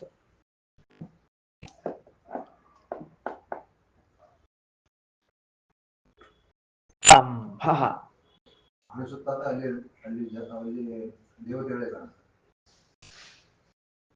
ಅದರಿಂದ ಅಂಬಃ ಮೇಲಿದ್ದಾನ, ಪ್ರತಿಷ್ಠಿತನಾಗಿದ್ದಾನ, ಕಾಣ್ಕೋತಿದ್ದಾನ ಅಂತ ಹೇಳ್ಬೇಕು. ಅಂ ಪರಮಾತ್ಮನನ್ನು, ಭ ಅಂದ್ರೆ ಭರಿಸುವುದು, ಧರಿಸುವುದು, ಪ್ರತ್ಯಕ್ಷ ರೂಪದಿಂದ ಎಂಬುದು ವಿಶೇಷ, ಯಾಕಂದ್ರೆ ಎಲ್ಲಾ ಕಡೆಗೂ ಅವ ಅಂತ ಅರ್ಥ. ಸರಿ, ಮುಂದೆ ಅಂತರಿಕ್ಷಂ ಮರೀಚಯ. ಮರೀಚಿ ಅಂದ್ರೆ ಯಾವುದು? ಅಂತರಿಕ್ಷ ಲೋಕ. ಯಾಕ? ಸೂರ್ಯಕಿರಣಗಳು ವಿಶೇಷವಾಗಿ ಹರಡಿರ್ತಾವಾದ್ರಿಂದ ಅವುಗಳನ್ನ ಅಂತರಿಕ್ಷ ಅಂತ ಕರೀತಾರೆ. ಸರಿನಾ? ಪೃಥ್ವಿ ಮರಹ. ಪೃಥ್ವಿ ಲೋಕವನ್ನ ಮರಹ ಅಂತ ಕರೀತಾರೆ. ಯಾಕ ಅಂದ್ರೆ ಇಲ್ಲಿ ಇರೋಕ್ಕಿಂತ ಸಾಯೋರ ಹೆಚ್ಚಾದ್ರಿಂದ ಮರಹ ಅಂತ ಕರೀತಾರೆ. ಮರ ಅಂದ್ರೆ ಮರಣ, ಮರಣ ಆದ್ದರಿಂದ ಇದು ಪೃಥ್ವಿ ಲೋಕಕ್ಕೆ ಮರ ಅಂತ ಕರೀತಾರೆ. ಇಲ್ಲಿ ಹುಟ್ಟಿ ಬಂದವರು ಯಾರು ಏನ್ ಮಾಡ್ಲಿಕ್ಕೆ ಬರಂಗಿಲ್ಲ, ತಪ್ಪಿಸ್ಕೊಳ್ಲಿಕ್ಕೆ ಬರಂಗಿಲ್ಲ. ನಾವೊಬ್ಬ ಜಸ್ಟ್ ಮಿಸ್ ಆದ್ ನೋಡ್ರಿ ಸಾಯೋದ್ರಿಂದ, ಉಳಿದವರೆಲ್ಲ ಹೋಗ್ಬಿಟ್ರು ಪಾಪ ಅಂತ ಹೇಳಿದ್ರೆ ಯಾರು ಅಂತಾರೆ? ಅದರಿಂದ ಏನು ಮರ ಅಂದ್ರೆ ಏನು? ಮರ ಅಂದ್ರೆ ಪೃಥ್ವಿ ಅಂತ ಅರ್ಥ. ಅಂದ್ಮೇಲೆ ಏನಾಯ್ತು? ಅಧೋ ಅಂಬಃ ಪರಿಣ ದಿವಂ ದ್ಯೌಹು ಪ್ರತಿಷ್ಠಾ ಅಂತರಿಕ್ಷಂ ಮರೀಚಯ ಪೃಥ್ವಿ ಮರ. ಅದೇ ಭೂಹು ಭುವಃ ಸ್ವಃ ಪರ್ಯಾಯ ಶಬ್ದಗಳು ಹೇಳಿದ್ರು. ಭೂಹು ಅನ್ನೋ ಶಬ್ದಕ್ಕ ಮರ, ಭುವಃ ಅನ್ನೋ ಶಬ್ದಕ್ಕ ಅಂತರಿಕ್ಷ, ಸ್ವಹ ಅಂಬೋ ಶಬ್ದಕ್ಕೆ ಅಂಬಃ ಅಂತ ಹೊಸ ಹೆಸರುಗಳನ್ನ ಕೊಟ್ಟರು ನಮಗೆ ಉಪನಿಷತ್ಕಾರರು. ಮೂರು ಲೋಕಗಳನ್ನು ಸೃಷ್ಟಿ ಮಾಡಿದ. ಇನ್ನು ಮತ್ತೆ ಆಪಹ ಸೃಷ್ಟಿ ಮಾಡಿದ ಅಂದ್ರಲ್ಲ, ಯಾ ಅಧಸ್ತಾತ್ ತಾ ಆಪಹ. ಅದಕ್ಕೆ ಹೇಳಿದ್ರು ಏನು? ಯಾ ಅಧಸ್ತಾತ್ ತಾ ಆಪಹ ಅಂತಂದ್ರೆ ಈ ಲೋಕಗಳನ್ನು ಸೃಷ್ಟಿ ಮಾಡೋಕ್ಕಿಂತ ಮೊದಲೇ ಏನು ಸೃಷ್ಟಿ ಮಾಡಿದ್ನಲ್ಲ ಅವರೆಲ್ಲ ಆಪಹ ಅಂದ್ರೆ ದೇವತೆಗಳು. ಈ ಲೋಕ ಸೃಷ್ಟಿಗಿಂತಲೂ ಮೊದಲೇ ಕೆಲವೊಂದು ಸೃಷ್ಟಿ ಮಾಡಿಬಿಟ್ಟಾನ ಭಗವಂತ. ಅದು ಬ್ರಹ್ಮಾಂಡದ ಹೊರಗಡೆಗೆ. ಅರ್ಥ ಆಯ್ತಾ? ಬಹಿರ್ಬ್ರಹ್ಮಾಂಡದಲ್ಲಿ ದೇವತೆಗಳನ್ನು ಸೃಷ್ಟಿ ಮಾಡಿದ್ದಾನೋ ಅವರನ್ನು ಆಪಹ ಎಂದು ಕರೆಯುತ್ತಾರೆ. ಬರ್ತದೆ. ಈ ಭೂಹು ಭುವಃ ಸ್ವಹ ಎಂಬ ಲೋಕಗಳನ್ನು ಸೃಷ್ಟಿ ಮಾಡೋಕ್ಕಿಂತ ಮೊದಲೇ, ಅಂದ್ರೆ ಹೆಸರಿಗೆಷ್ಟು ಮೂರು ಹೇಳ್ಯಾರ, ಇನ್ನು ಉಳಿದದ್ದು ಮಾಡಿರ್ತಾನ, ಮೊದಲೇ ಇವ್ರನ್ನೆಲ್ಲ ಸೃಷ್ಟಿ ಮಾಡಿದ್ದಾನ. ಸರಿ, ಇನ್ನ ಸ ಈಕ್ಷತ ಇಮೇ ಲೋಕಾನು ಲೋಕಪಾಲಾನ್ನು ಸೃಜಾಯಿತಿ. ಈ ಲೋಕಗಳನ್ನು ಸೃಷ್ಟಿ ಮಾಡದೆ ಇನ್ನು ಲೋಕಪಾಲಕರನ್ನೂ ಸೃಷ್ಟಿ ಮಾಡ್ತೀನಿ ಅಂತ ಅಪೇಕ್ಷೆ ಮಾಡಿದ.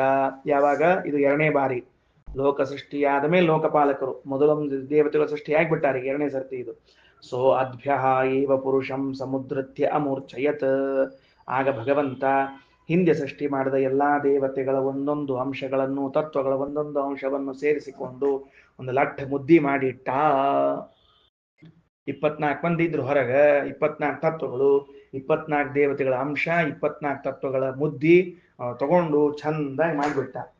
ಅದು ಈ ಯೂಟ್ಯೂಬ್ಗಳಲ್ಲಿ ಹೊಸ ಹೊಸ ಅಡಿಗೆ ಮಾಡುವ ಕ್ರಮ ಹೇಗೆ ಅಂತ ಹೇಳ್ತಿರ್ತಾರೆ ಅವರು. ಮಾಡೋ ಕಾಲಕ್ಕೆ 4-8 ಅಡಿಗೆ ಮಾಡಿಟ್ಟು ಅದರೊಳಗಿಂದ ಒಂದು ಚಮಚ ಹಾಕ್ರಿ, ಇದ್ರೊಳಗಿಂದ ಒಂದು ಚಮಚ ಹಾಕ್ರಿ, ಹಿಂಗ 4 ಅಡಿಗೆ ಒಳಗಿನ ಚಮಚ ಹಾಕಿ ಕಲ್ಸಿದ್ರೆ ಒಂದು 5ನೇ ಅಡಿಗೆ ಹುಟ್ಕೋತದ ಅಂತ ಹಿಂಗೆ ಹೇಳ್ತಿರ್ತಾರಲ್ಲ. ಹಂಗ ಪರಮಾತ್ಮ ಏನ್ ಮಾಡಿದ ಅಂದ್ರೆ 24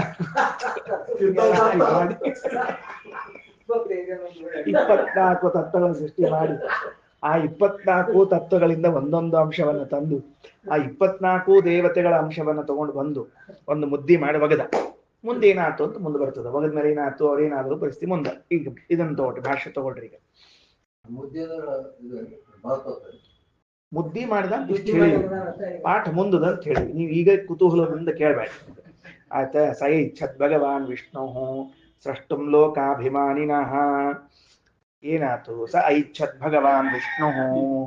ಭಗವಾನ್ ವಿಷ್ಣು ಸಹ ಭಗವಾನ್ ವಿಷ್ಣು ಆ ಪರಮಾತ್ಮನು ಸೃಷ್ಟುಂ ಐಚ್ಛತ ಸೃಷ್ಟಿಸಲು ಇಚ್ಛಿಸಿದ. ಯಾರನ್ನ? ಲೋಕಾಭಿಮಾನಿನ, ಲೋಕಾಭಿಮಾನಿ ದೇವತೆಗಳನ್ನ. ಇನ್ನು ಲೋಕ ಸೃಷ್ಟಿ ಆಗಿಲ್ಲ, ಮುಂದ ಲೋಕ ಸೃಷ್ಟಿ ಆಗೋದದ ತತ್ಪೂರ್ವದಲ್ಲಿ ಅವರ ಅಭಿಮಾನಿಗಳನ್ನು ಸೃಷ್ಟಿ ಮಾಡಿದ್ದಾನೆ.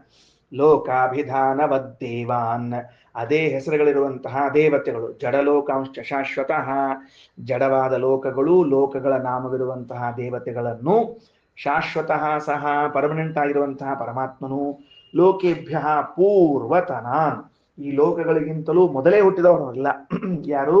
ದೇವತೆಗಳು. ಅವರ ಹೆಸರೇನು? ಅಭಾಖ್ಯಾನ್ ಮಹದಾದಿಕಾನ್. ಅಪ ಎಂಬ ಹೆಸರಿರುವಂತಹ ಮಹದಾದಿ ತತ್ವಗಳು ಹಾಗೂ ತದಭಿಮಾನಿಗಳು. ಬ್ರಹ್ಮ ಶರ್ವಾದಿಕಾನ್ ದೃಷ್ಟ್ವಾ ಜಡೈ ಸಹ ಜನಾರ್ದನ. ನೋಡ್ರಿ, ಇಲ್ಲಿ ತನಕ ಬಂತೀಗ. ಏನ್ ಮಾಡಿದ ಪರಮಾತ್ಮ? ಬ್ರಹ್ಮಾಂಡದ ಹೊರಗಡೆಗೆ ದೇವತೆಗಳು ಹಾಗೂ ಅವರಿಂದ ಅಭಿಮನ್ಯಮಾನವಾದ ತತ್ವಗಳು ಎರಡನ್ನೂ ಜೊತೆ ಜೊತೆಗೆ ಹುಟ್ಟಿಸಿದ. ಅದು ಆದ ಮೇಲೆ ಬ್ರಹ್ಮಾಂಡ, ಅದಾದ ಮೇಲೆ ಬ್ರಹ್ಮಾಂಡದ ಒಳಗಡೆಗೆ ಲೋಕಗಳು, ಅದಾದ ಮೇಲೆ ಲೋಕಾಭಿಮಾನಿ ದೇವತೆಗಳು. ಹಿಂಗ ಸೃಷ್ಟಿ ಕ್ರಮ ಹೊಂಟದ. ಸರಿನಾ? ಮೊದಲು ಬಹಿರ್ಬ್ರಹ್ಮಾಂಡದಲ್ಲಿ ದೇವತೆಗಳು ಹಾಗೂ ತತ್ವಗಳು ಜೊತೆ ಜೊತೆಗೆ, ಆಮೇಲೆ ಬ್ರಹ್ಮಾಂಡ, ಬ್ರಹ್ಮಾಂಡದ ಒಳಗಡೆಗೆ ಲೋಕಗಳು, ಲೋಕಗಳಾದ ಮೇಲೆ ಲೋಕಾಭಿಮಾನಿ ದೇವತೆಗಳು. ಹಿಂಗ್ ವ್ಯವಸ್ಥೆ ಮಾಡ್ಕೊಳ್ರಿ. ನೋಡ್ರಿ ಮುಂದ, ದಿವಂ ಆಕಾಶ ಮುರ್ವಿಂಚ ಸಸೃಜೇಥ ದ್ವಿಸಪ್ತಕಾನ್. ದಿವಂ ಆಕಾಶ ಮುರ್ವಿಂಚ, ಭೂಹು ಭುವಃ ಸ್ವಃ, ಈ ಮೂರು ಲೋಕಗಳನ್ನು ಸಸೃಜೆ ಸೃಷ್ಟಿ ಮಾಡಿದ. ಅಥ ಮತ್ತ ದ್ವಿಸಪ್ತಕಾನ್ ಇತಿ ಸೃಷ್ಟ, ಲೋಕಗಳು ಯಾವಷ್ಟು? 14 ಲೋಕಗಳು. 14 ಲೋಕಗಳವ ಇಲ್ಲಿ ಮತ್ತವು. ಆ 14 ಲೋಕಗಳನ್ನು ಸೃಷ್ಟಿ ಮಾಡಿದ. ಮುಂದ ಸೃಷ್ಟ ಸ ಲೋಕಾಂಸ್ತು ಪುನಸ್ತಾನೇವ ಲೋಕಪಾನ್, ಮತ್ತೆ ಅದೇ ಲೋಕಪಾಲಕರನ್ನ ಅಂಡ ಅಂತಹ ಸೃಷ್ಟು ಐಚ್ಛತ್, ಬ್ರಹ್ಮಾಂಡದ ಒಳಗೂ ಅವರನ್ನ ಸೃಷ್ಟಿ ಮಾಡಬೇಕು ಅಂತ ಇಚ್ಛಿಸಿದ. ಅಂದ್ರೆ ಈಗ ಆಲ್ರೆಡಿ ಹೊರಗಡೆ ಸೃಷ್ಟಿ ಆಗ್ಯದ ಅಂತ ಅರ್ಥ. ಸಿಂಪಲ್, ಅದು ತಿಳಿದು ಬಿಡ್ತದೆ ನಮಗೆ. ಯಾಕ? ಅದಕ್ಕೆ ಆಚಾರ್ಯ ಹೇಳ್ತಾರೆ, ತುಂಬಾ ಮಹತ್ವದ, ಇಷ್ಟು ದಿವಸ ನಾವು ಕೇಳದೆ ಇರುವಂತಹ ಅಂಶ. ತೇಷಾಂ ಪೂಜ್ಯತ್ವ ಸಿದ್ಧಯೇ, ಅವರಿಗೂ ಪೂಜೆ ಉಂಟಾಗಲಿ ಎಂಬ ಉದ್ದೇಶದಿಂದ ಬ್ರಹ್ಮಾಂಡದ ಒಳಗಡೆಗೆ ಅಧಿಭೂತದಲ್ಲಿ ಸೃಷ್ಟಿ ಮಾಡ್ತಾ ಇದ್ದ, ಅಧಿದೈವದಲ್ಲಿ ಸೃಷ್ಟಿ ಮಾಡ್ತಾ ಇದ್ದಾನೆ.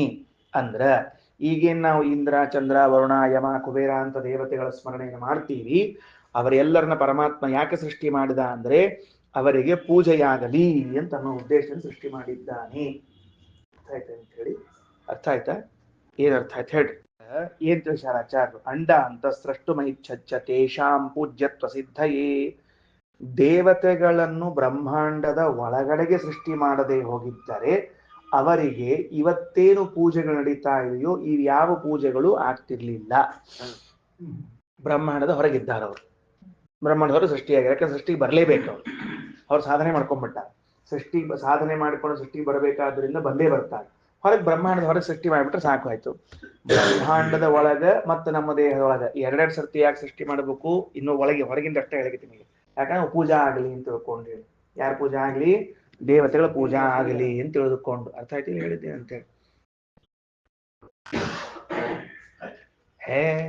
ನನ್ನ ಕೈಯಾಗ ಇನ್ನು ಹಿಟ್ಟು ಉಳಿದ ಬಕ್ರಿ ಹಿಟ್ಟು ಬುಗುದು ಅಂತ ಹೇಳ್ತಿರ್ಲಿಲ್ಲ ಎಲ್ಲರೂ. ಬಡಿತೀನಿ, ಇನ್ನೊಂದೆರಡು ಬಡಿತೀನಿ. ಏನಾಗ್ಯಾವ ಅಂತ, ಬ್ರಹ್ಮಾಂಡದಲ್ಲಿ ಭಗವಂತನಿಗೆ ಮಾತ್ರ ಪೂಜೆ ನಡೀತಾ ಇತ್ತು. ಇನ್ ಕೇಸ್ ಹಿಂಗ್ ಇಟ್ಕೊಳ್ರಿ, ಕೇವಲ ಭಗವಂತನ ಪೂಜೆ, ಕೇವಲ ಭಗವಂತನ ಪೂಜೆ.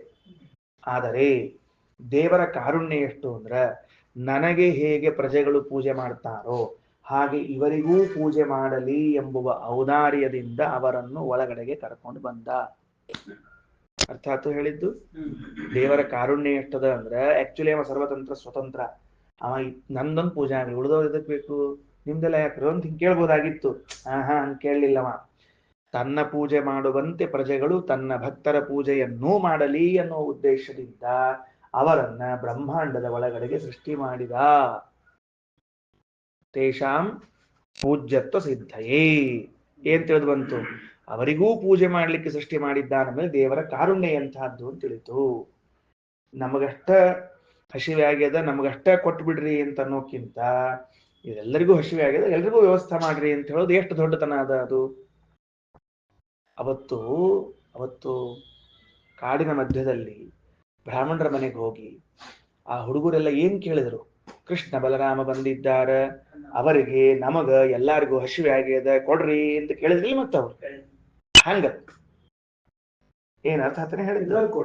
ಎಲ್ಲಾರಿಗೂ ಕೊಡ್ರಿ. ಯಾಕ? ಅವನು ದೇವರು ಎಲ್ಲರಿಗೂ ಕೊಡಿಸಿದ್ದ. ಸೃಷ್ಟಿ ಮಾಡೋಕ್ಕಿಂತ ಮೊದಲು ಅವ್ರು ಕರ್ಕೊಂಬಂದು ಎಲ್ಲರಿಗೂ ಕೊಡಿಸಿದ್ದಕ್ಕೆ ಇವ್ರು ಏನ್ ಮಾಡಿದ್ರು ಅಂದ್ರೆ, ಕೃಷ್ಣ ಬಲರಾಮ ಹಸಿವೆ ಆಗ್ಯದ, ಅವ್ರಿಗೆ ಕೊಡ್ರಿ, ನಮಗೂ ಕೊಡ್ರಿ ಅಂತ ಕೇಳ್ಕೊಂಡ್ರು. ತೇಷಾಂ ಪೂಜ್ಯತ್ವ ಸಿದ್ಧಗೆ ಅಮ್ನಾಮಕೇಭ್ಯಸ್ತೇಭ್ಯ ಸಹ ಪೂರ್ವಸೃಷ್ಟೇಭ್ಯ ಏವತೂ.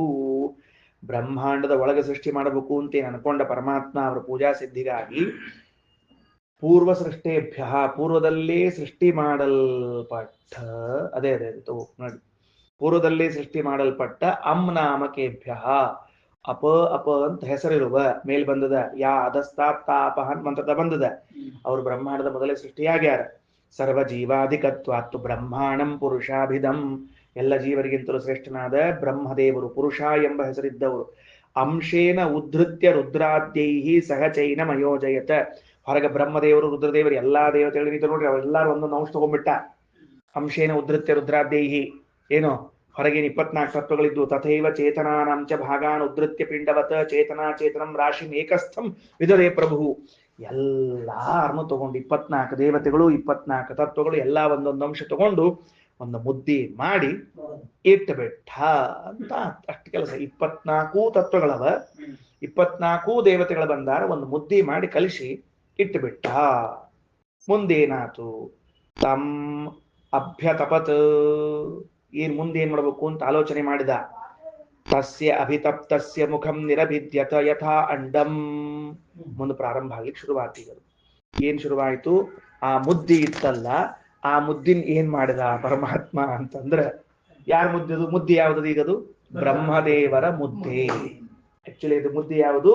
ಬ್ರಹ್ಮದೇವರ ಮುದ್ದೆ. ಯಾಕ? ಬ್ರಹ್ಮಾಣಂ ಪುರುಷಾಭಿಧಂ, ಪುರುಷ ಎಂಬ ಹೆಸರಿಡುವ ಬ್ರಹ್ಮದೇವರನ್ನು ಎಲ್ಲಾ ಅಂಶಗಳ ಜೊತೆಗೆ ಸೇರಿಕೊಂಡು ಮುದ್ದೆ ಮಾಡಿ ಒಗದ. ಅದು ಹುಟ್ಲಿಕ್ಕೆ ಶುರುವಾಯಿತು ಅಂತ ಶುರುವಾದ. ಈಗ ಏನಾಯಿತು? ಯಥಾ ಅಂಡಂ ತಸ್ಯ ಅಭಿತಪ್ತಸ್ಯ ಮುಖಂ ನಿರಭಿದ್ಯತ್. ಅವ ಏನ್ ಮಾಡಿದ ಪರಮಾತ್ಮ? ತಮ್, ಆ ಮುದ್ದಿಯನ್ನು ಅಭ್ಯತಪತ್, ಆಲೋಚನೆ ಮಾಡಿದ. ಹೆಂಗ್ ಈ ಮುದ್ದಿನ ಹೆಂಗ್ ಮಾಡ್ಲಿ ನಾನು? ಮಣ್ಣಿನ ಮುದ್ದಿ ಕೈಯಾಗ ಕೊಟ್ಟು ಇದನ್ನ ಗಣಪತಿ ಮಾಡ್ತೀಯೋ ಹನುಮಪ್ಪನ್ ಮಾಡ್ತೀಯೋ ಏನ್ ಮಾಡ್ತೀವಿ ನೋಡು ಅಂತ ಕೊಟ್ಟಿದ್ರಂತ. ತಗೊಂಡ ಒಂದು ಸುಮ್ಮನೆ ಹಿಂಗ್ ಗುಂಡಿಗೆ ಮಾಡಿದ. ಆ ಮಣ್ಣಿನೊಳಗ ಗುಂಡಿಗೆ ಮಾಡಿದಂತ. ಮೊದಲು ತಸ್ಯ ಅಭಿತಪ್ತಸ್ಯ, ಆ ಬ್ರಹ್ಮದೇವರನ್ನೇನು ಮುದ್ದಿ ಆಕಾರದಾಗ ಮಾಡಿಟ್ಟಿದ್ದ, ಅದರಲ್ಲಿ ಅಂಗಾಂಗಗಳನ್ನು ಸೃಷ್ಟಿ ಮಾಡಬೇಕು ಅಂತ ಆಲೋಚನೆ ಮಾಡಿದಾಗ ಮುಖಂ ನಿರಭಿಪದ್ಯತ, ಮುಖ ಹುಟ್ಟಿಕೊಂಡು ಬಂತು. ಯಥಾ ಅಂಡಂ, ಹೆಂಗ ಬ್ರಹ್ಮಾಂಡ ದುಂಡಗದನೋ ಹಂಗ ಆ ಬ್ರಹ್ಮದೇವರ ಮುಖವು ಏನಾಯಿತು? ದುಂಡಗ ಬಂತು. ಶರೀರದಲ್ಲಿ ಅಂಡಾಕಾರವಾಗಿ ಹುಟ್ಟುಕೊಂತು. ಅದು ದೇಹದೊಳಗೆ ಮೊದಲು ಮುಖ ಹುಟ್ಟುಕೊಂಡಿತ್ತು ನೋಡ್ರಿ. ಆ ಮುದ್ದಿ ಒಳಗೆ ಮುಖಾದ್ ವಾಕ್ ವಾಚೋ ಅಗ್ನಿ ನಾಸಿಕೆ ನಿರಭಿದ್ಯೇತಾಂ, ಒಂದೊಂದ ಅಂಗಗಳು ಬರ್ಲಿಕ್ಕೆ ಶುರುವಾದವು. ಮುಖ ಬಂತು, ವಾಗೀಂದ್ರಿಯ ಬಂತು, ಅದಕ್ಕೆ ದೇವತೆ ಬಂದ ಅಂತ ಹೀಗೆ ಸೃಷ್ಟಿಯನ್ನು ಪ್ರಾರಂಭ ಮಾಡ್ತಾ ಇದ್ದಾರೆ. ಶ್ರೀಕೃಷ್ಣ ಅರ್ಪಣಮಸ್ತು.